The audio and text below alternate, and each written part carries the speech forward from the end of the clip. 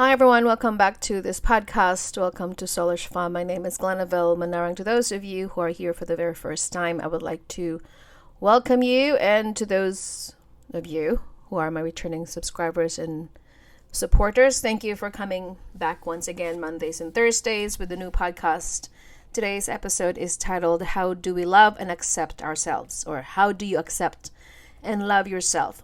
First of all, acceptance and loving yourself is truly important for you to become the one that God created you to be. However, as I always like to emphasize on my channel, loving yourself is impossible unless you tap into your God-given intrinsic value, that realizing that each one of us are innately valuable, intrinsically important in the eyes of God, because He's the one who created us, vertically aligned with your Creator, and that will come with loving yourself.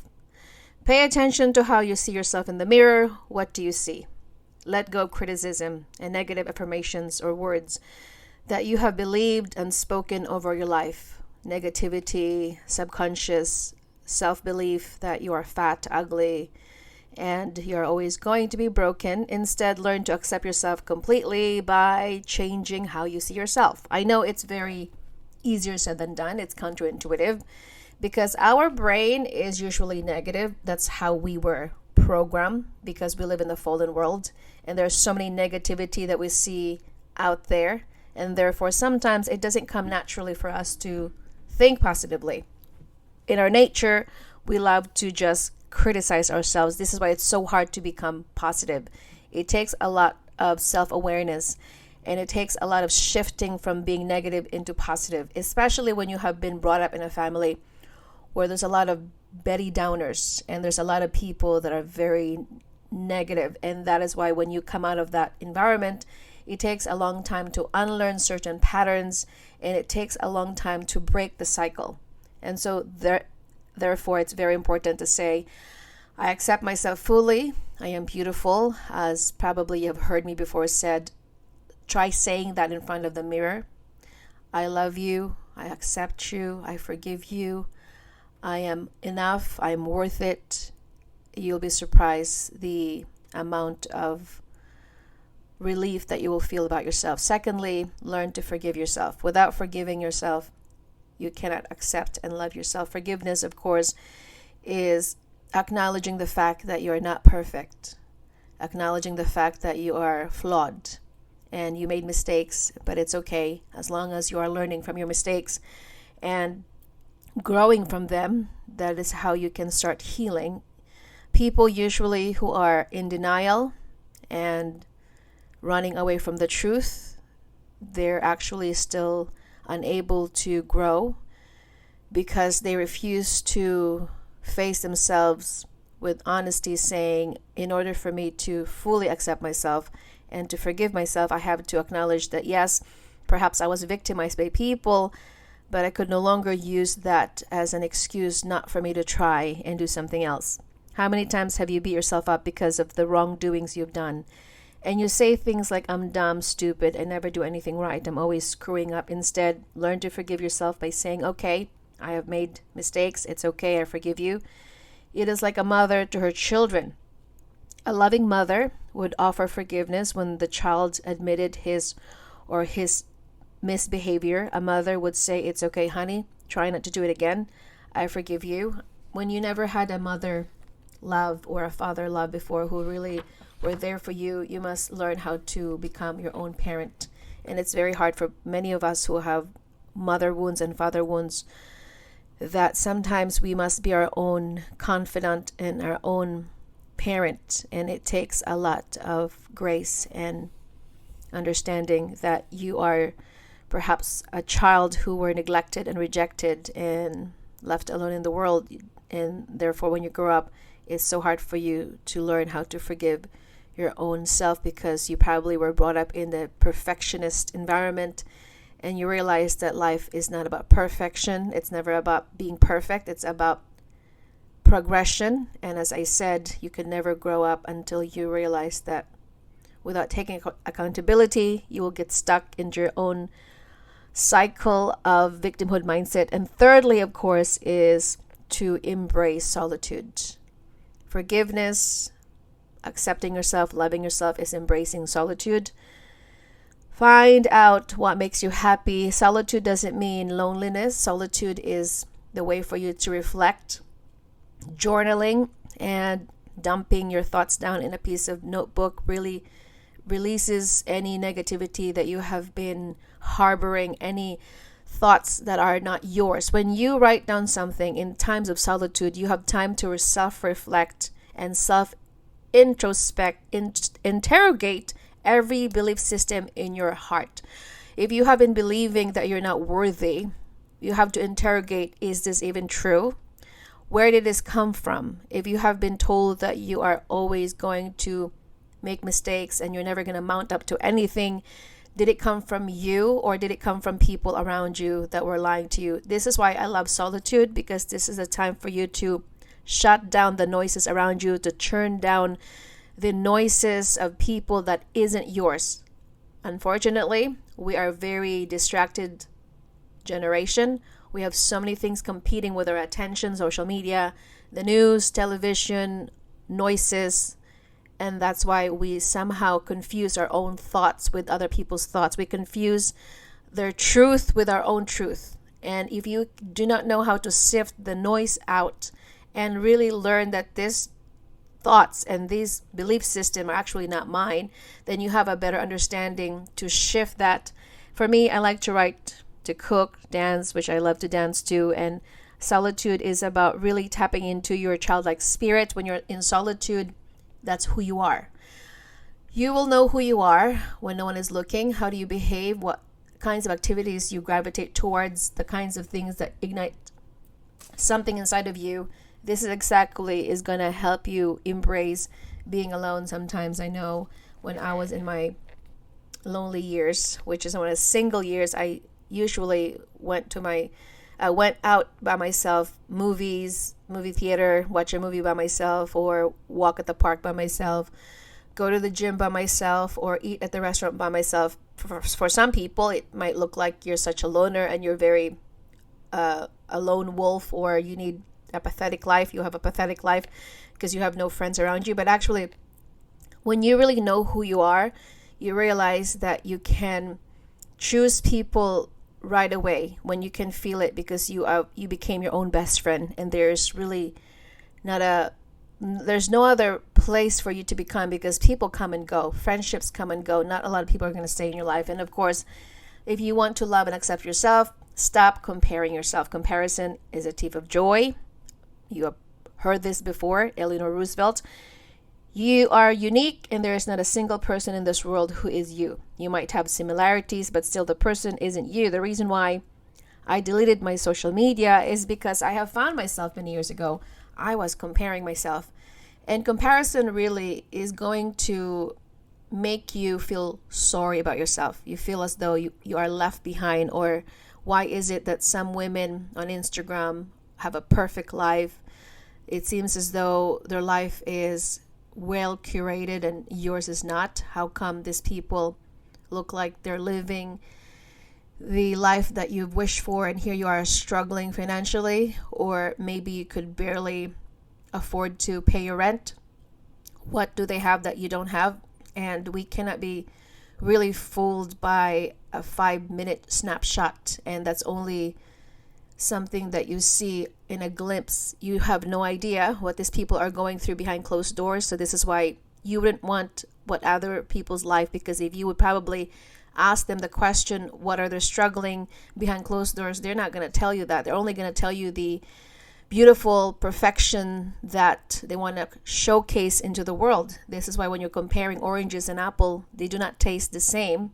They don't have the same nutrients and vitamins, but they're in the same category. They are fruits, but they actually consist of different things that they will contribute to the world. If you just allow yourself to really tap into your identity and find out what you're good at and use that instead of looking around what everybody else is doing, you are a much happier person. I really think that depression and especially women, we are very depressed or we feel insecure, is because we get caught up in the comparison matrix. We compare with their looks or our body type. Especially for women, we have been body shamed in our society, and some men or women perhaps are part of the problem, who have set up a standard of beauty that is very not realistic. It is not attainable, and we as a human, usually we get caught up in this whole standard of beauty. Well, because she's size 2, perhaps that's what you called beauty and beautiful. For some reason, if you're size 6 or 8, then you're not beautiful, or they body shame you because you have gained the weight because you just had 3 children. And as I said, if you allow the toxic society to dictate what beauty standard is, and that's why many women suffered with eating disorder, or perhaps the other extreme, which is obesity, and we do not really find the balance or the equilibrium of what a healthy standard beauty is. And we are just so bombarded of this constant push to women that you must be a certain size, or you must be free of wrinkles, and do not embrace aging, because once you do, then you are no longer relevant into this world. For some odd reason, they always demonize women who are aging. In fact, aging is part of living. If you're not aging, then something's wrong with you. And that is why, if we are not careful, we allow society to give us all these ideas or indoctrination in our brain that is not even, I don't know, it's actually superficial in my part. So stop comparing yourself and stop allowing society to tell you that you're not beautiful. If you are actually taking care of yourself, you're doing the best that you can, then who cares what people say? And of course, invest in yourself, as I always like to say on my channel. I can't emphasize this enough. How we care for ourselves is crucial. Self-care requires taking good care of your well-being, physically, emotionally, and mentally. How does self-care looks like? Physically, doing the things that are good for your body. I don't have to tell you. Eating the right food, nutritious food, exercising, movement. I am not a person who's very rigid of going to the gym or exercising. I don't know. Perhaps because I never grew up in that kind of environment where we have to really exalt exercise and put our body on the pedestal. We are consumed with that kind of vanity. Maybe it's cultural. I never really seen my grandmother or my aunts that were so obsessed with how much weight or what do they look like. I think because in the Western culture, we're very in vain. The vanity matrix metrics is very rampant, that we're so obsessed with how do I look? Am I size 0, size 2? Am I size 4, size 5? I think because, as I said, it comes with your culture. In my culture where I grew up, it's all about really taking care of yourself. We took a nap, eating the right food. We eat lots of fruits and vegetables when I was growing up. I didn't really see my grandmother, as I said, or my aunts getting obsessed with size 2 or size 0. But we actually moved a lot by gardening. We walked kilometers. We didn't have a lot of transportation. Sometimes we just like to play outside, and that was our way of exercise. We didn't really have to think about it. I think exercise for us is more like scrubbing the toilet or vacuuming or mopping the floor or washing the dishes. That for us is not like a regiment exercise that you really have to be rigid. I think when you move your body and you're not sedentary and you're just not sitting for 30 minutes a day with absolutely doing nothing, then I think that can also comprise of exercising. But if you really think about it, exercising is just moving your body, maybe putting a music on and start dancing with the music. Because the moment you keep on saying, I need to exercise, and 15 minutes or 20 minutes, it becomes rigid. And people, usually myself, I don't like rigidity. I feel like it's very hard to stick to a schedule when you don't enjoy what you're doing. If you're not flexible enough, you become rigid. And what's the point of doing something you don't enjoy?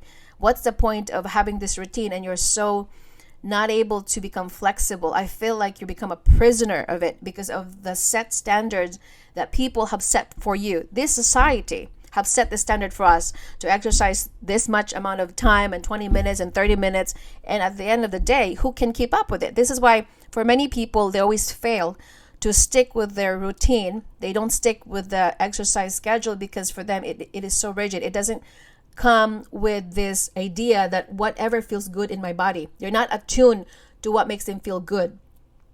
As I always like to share on my channel, that self-awareness is very important. Instead of listening to the people around you that you must lose 5 pounds or 10 pounds because the standard of beauty or the standard of the extreme, whoever stated that you have to exercise 20 to 30 minutes. For me, if my body is feeling like I need to stretch, I would do that. If my body is feeling lethargic, I would sometimes just stretching, do yoga, strength training. You have to know your own body. You have to be able to understand your own physiology. What makes you feel good? What doesn't make you feel good? Do not get so sucked into this one standard, one size fits in. If everybody says this is how you have to do it, then you must follow. If it doesn't make you feel good, you're not going to be able to stick to that regimen. You're not going to be able to stick to that routine because it's unattainable for you. And that is why some people, they're like, I don't know why I can never keep up with this exercise, because it doesn't make you feel good. And our body will reject that. And of course, as I always say, emotionally, you have to invest in your emotions. Ask yourself the question, how am I feeling today? Much of our issues and underlying, rooted from our heart. We advise that guard your heart with all diligence.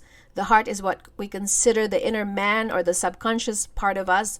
When there are unresolved issues from our past, most likely we will carry it into the next relationship. And if you want to invest in yourself, it comes with your healing. As I always say, talk it out with someone that you trust. Be careful who you ask for advice, because if I would want to share to you today that some psychologist who actually ruined some people's trust because they're misdiagnosed. And this is what I do not understand about psychologist people, especially those who have never been in your shoes, who have never been sexually abused, who have never had abortion. And if you go to them, this has happened to me before when I went to this specific psychologist. I've been to so many people because you thought you would trust someone until to find out they will misdiagnose you. And I was diagnosed with bipolar, and they would give you antidepressant. But here's my question. How can you possibly label someone with bipolar when somebody tells you I was sexually abused by my dad and I had an abortion? What made you think that that will going to constitute bipolar problem? It is what these people want for you, is to medicate you so that they can control you. I really think that people are just leveraging our pain to make us the guinea pig or the experiment, whether or not we really have to this category. When people are categorizing you already, they have already added insult to the injury. I don't know who said it first, but said, if you're going to negate me, you have already insulted me. Negating is insulting me. It's like if you label me, you have already negated me.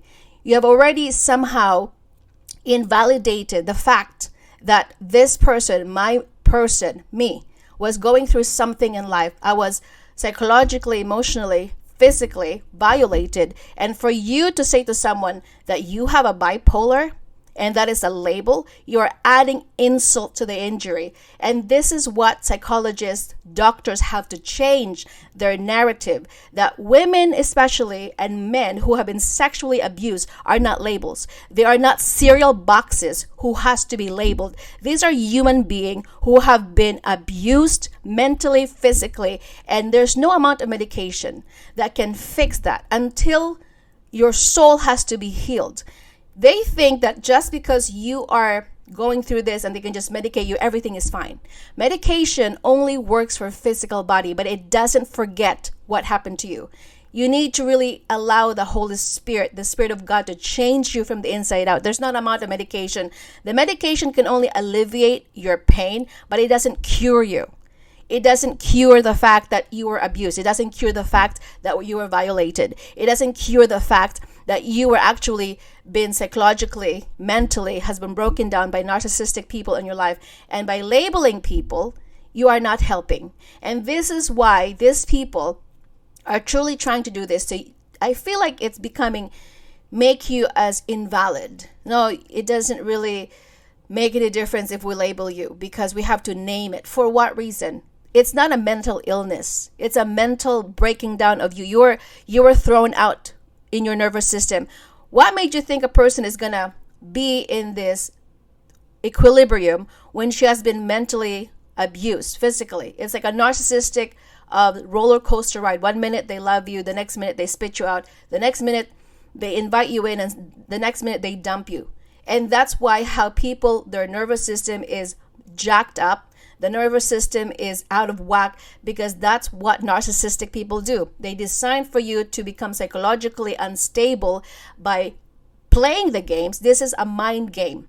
If you don't know what mind game is, this is exactly what one of my bosses said. Did you not know that this man is playing a mind game with you? I never really understood what she meant until I realized it's exactly what she meant when a person in your life will come in, give love bombing. They will give you the attention that you need, and then suddenly they will unplug from you and they will ghost you as if you never existed.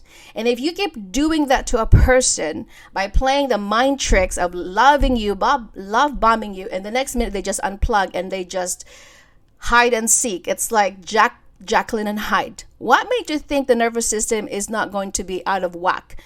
This is why inconsistency, it creates a lot of confusion. When you are not consistent showing up for the person time and time again, you are going to be all over the place. And that's why people have highs and lows.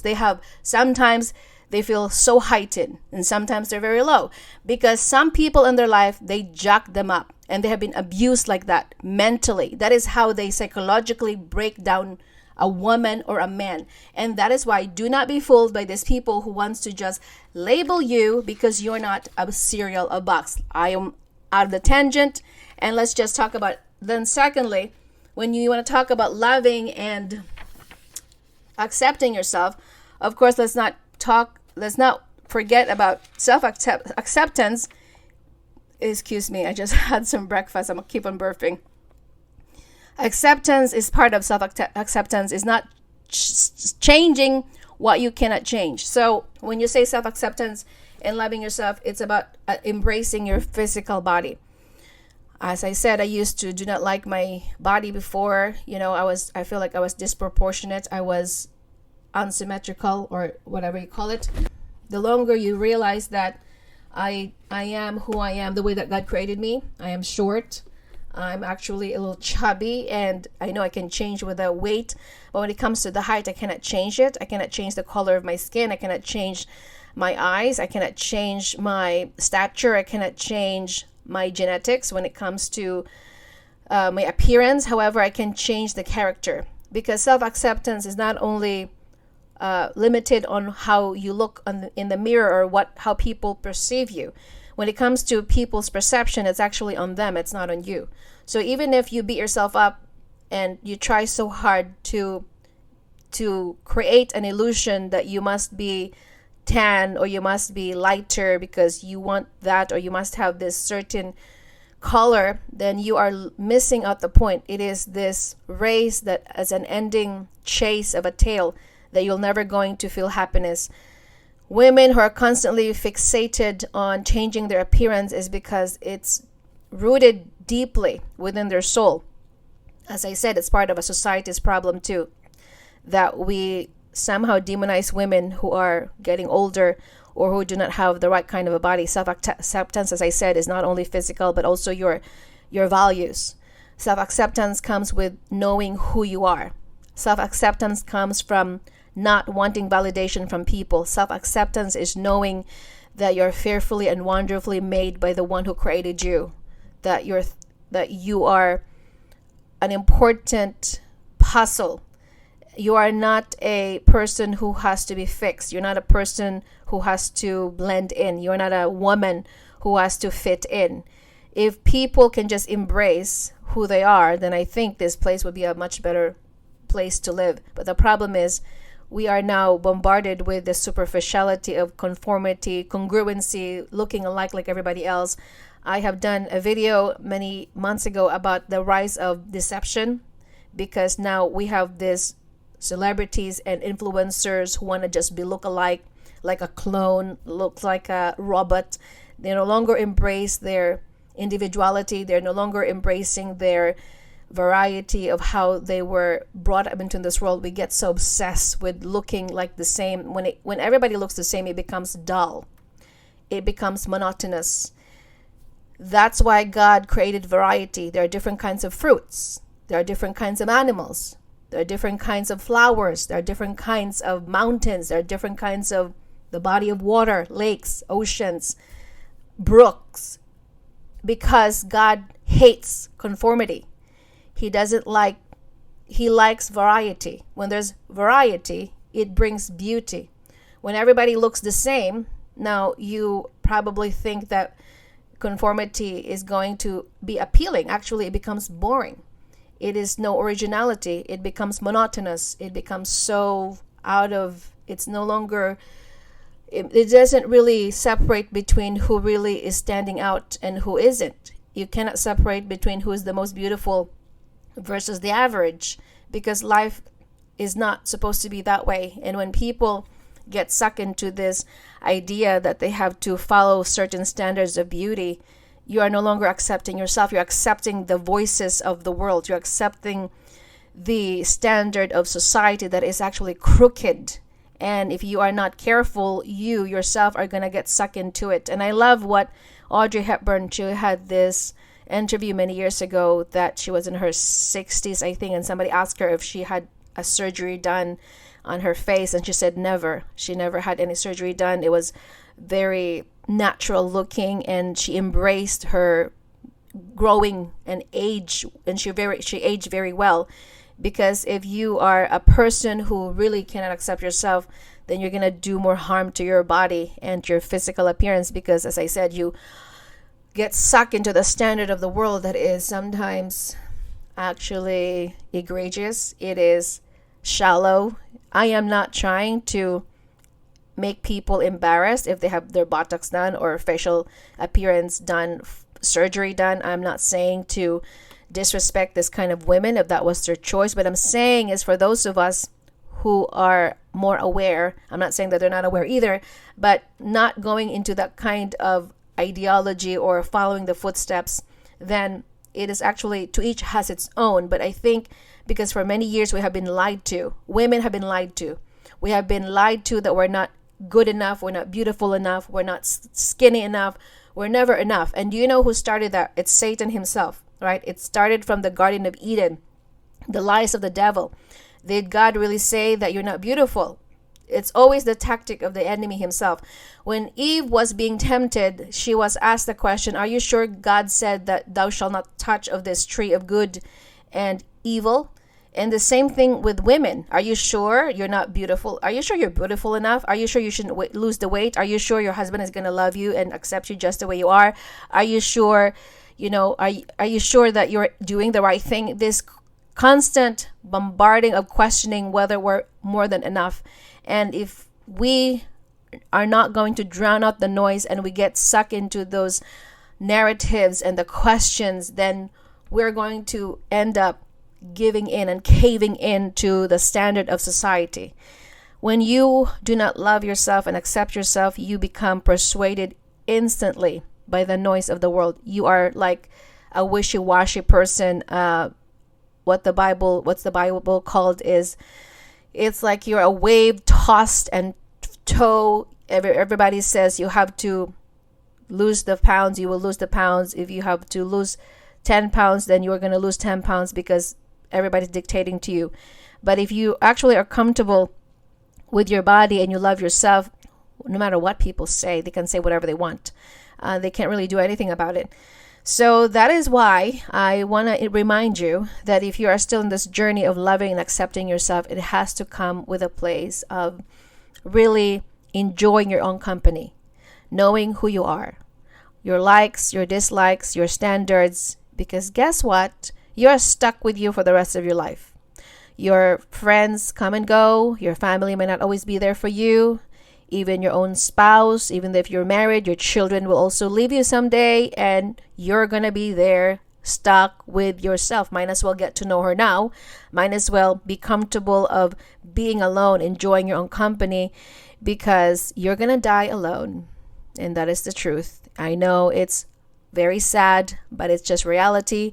When you were born out of your mother's womb, nobody was there with you but yourself, unless, of course, you had a twin. Nevertheless, you're always going to be by yourself. And that is why being your own company, enjoying your own company, being your own best friend, it is a great investment